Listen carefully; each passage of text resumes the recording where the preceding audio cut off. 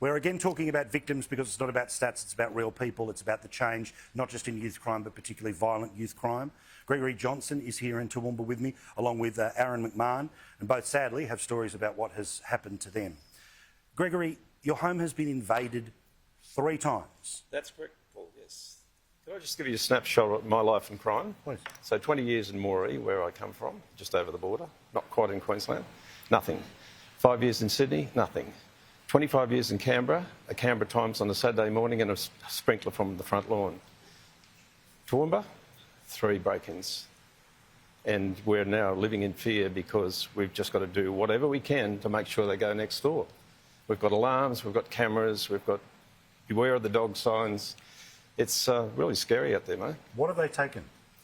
Jewellery mainly, obviously not mine, but I can say now that my wife's jewellery case has diminished considerably because you never get it replaced. You never get replaced what was taken and you never get the value. Insurance companies are impossible to deal with. And how does one replace Jan's grandfather's Duck's medallion that he got way back in the 1930s for being top of the class in Christchurch? Yep. You can't replace those things, and that's what really hurts about it. Well, and it's that thing, I mean, Aaron, in your experience, things were so brazen, and again, we've got some footage of what happened with you. They're wearing Guy Fawkes masks. That's hardly an act of somebody who's just trying to do something silly on a Saturday night. That's somebody who's made a deliberate attempt to hit your job. It was definitely premeditated, Paul. They took 3 hours to get into the house. They tried every door, every window, cut fly screens, tried to get into the kids' bedrooms. They were determined to get into that house to steal those 2 cars, and after 3 hours, they achieved their goal. I remember as like a primary school kid, thankfully I don't have the memories of it that my mum does, but when our house was broken into, and forever Mum would say that she was changed by that event. You're always extra nervous.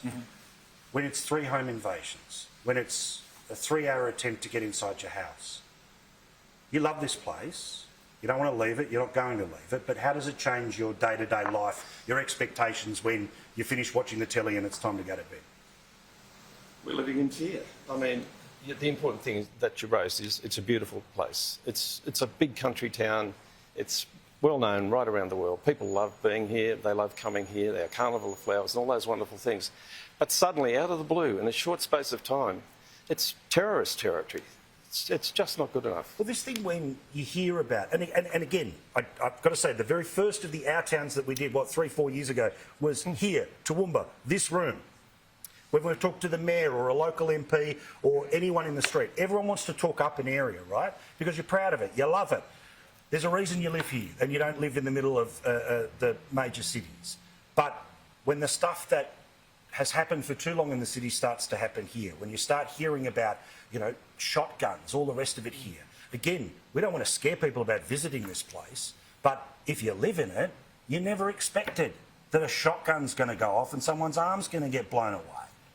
Machetes being brandished in broad daylight, hammers, bars, you name it. It's everywhere. So, sadly, crime will always exist, but we've got to make sure that we can do something about the violent crime here.